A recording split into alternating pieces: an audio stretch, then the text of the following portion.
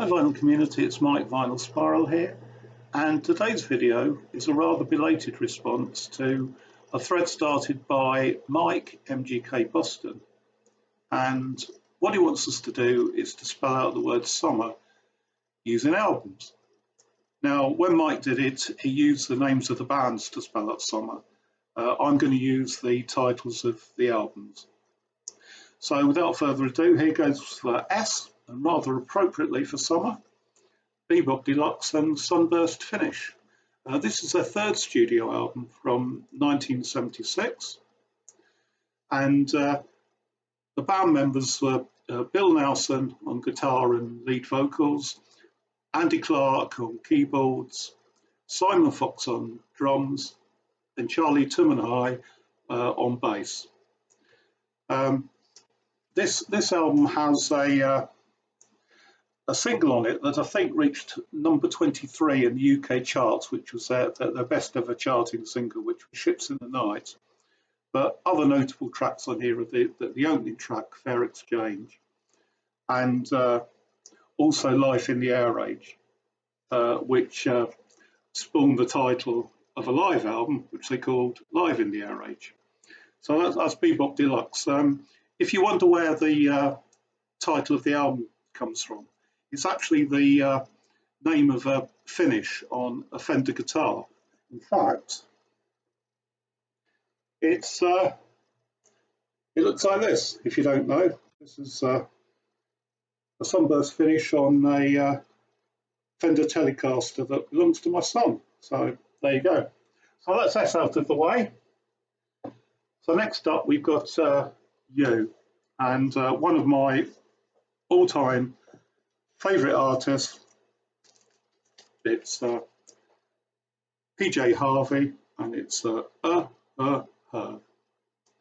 And this was released in 2004, and it was actually written and recorded over a period of about 2 years, and Polly produced the album herself, and she also plays all the instruments on it, apart from the drums, which are actually provided by Rob Ellis, who's a long-time collaborator with PJ Harvey. So this album reached number 12 in the charts, and the really odd thing about it is the title track doesn't actually appear on the album. So although she plays her at her live gigs, she's never actually recorded it. So there you go, that's PJ Harvey. I mean, quite honestly, it's not my favourite PJ Harvey album, but as far as I'm concerned, she can do no wrong. So there you go, a brilliant album from 2004, representing the letter U. Right, next up, Deep Purple, Machine Head. And this is their 1972 album. It's actually their 6th studio album, and it was commercially the most successful. It reached number 1 in the UK and all over the world. And quite honestly, there's not a bad track on here. So, you know, we start with the opener, Highway Star, through to Smoke on the Water, and then you've got then it finishes with Space Trucker. So there's 7 tracks on here, absolutely brilliant album, and there you go. The second letter M, Machine Head by Deep Purple.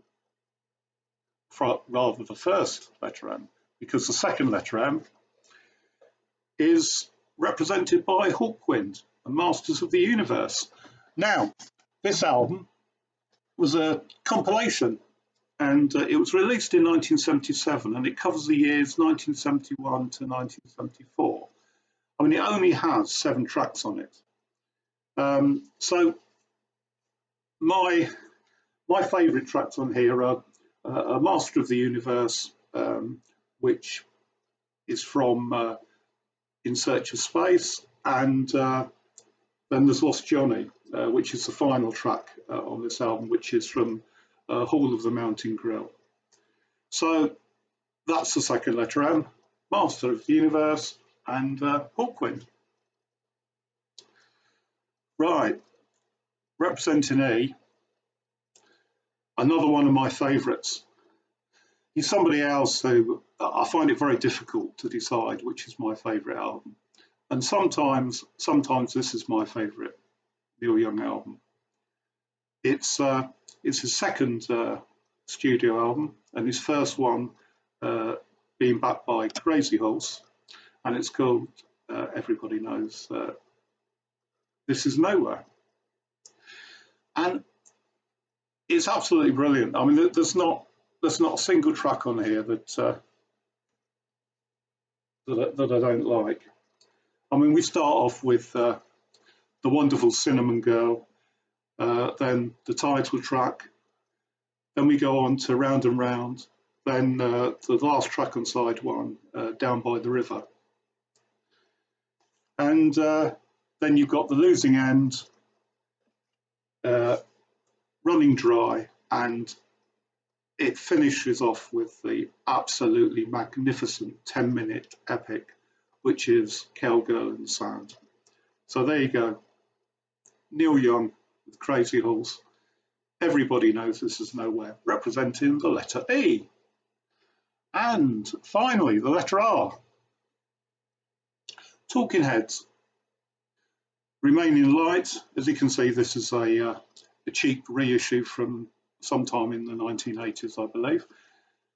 And it's one of my favourites, and also it's critically acclaimed. This album, it's the fourth album.